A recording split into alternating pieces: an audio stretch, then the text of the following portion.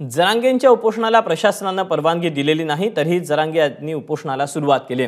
Oasis फर्टिलिटीच्या तज्ञांनी IVF उपचार पद्धतीद्वारे 1 लाखांहून अधिक जोडप्यांना मातृत्व प्राप्तीचा आनंद दिला आहे।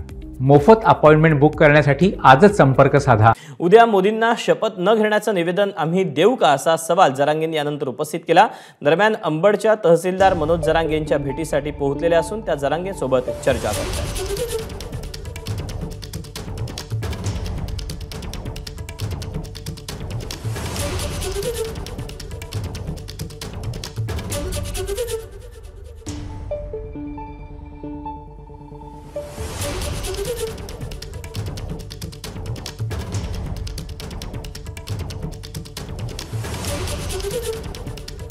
मनोज जरांगेंचा अंतरवालीमध्ये पुन्हा एकदा उपोषण पाहायला मिळते। प्रशासनाकडून उपोषणाला परवानगी देण्यात आलेली नाही।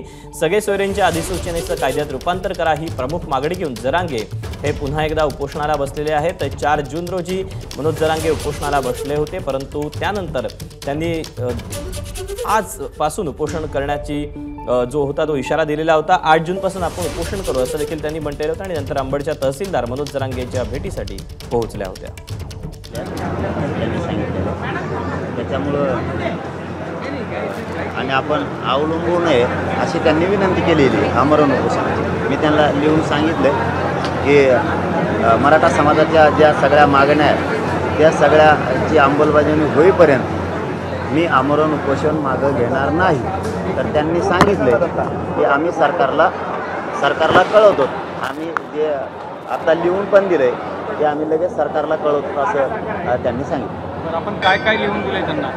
ह्याच की ज्या मागण्या आमरण उपोषण मी स्थगित करणार नाही आहे की जोपर्यंत आमच्या सगळ्या सोयरीची अंमलबजावणी मराठी कुणबी एकच ज्या 8-9 मागण्या आहेत त्या मागण्याची अंमलबजावणी होईपर्यंत घेणार नाही। त्यांना सरकारच्या वतीनं तहसीलदार मॅडमला पाठवलं होतं। त्यांनी सांगितलं तसं त्यांनी एवढंच त्यांची जी दरवेळची विनंती असते की आपण अवलंबू नये हेच होतं की उपोषण।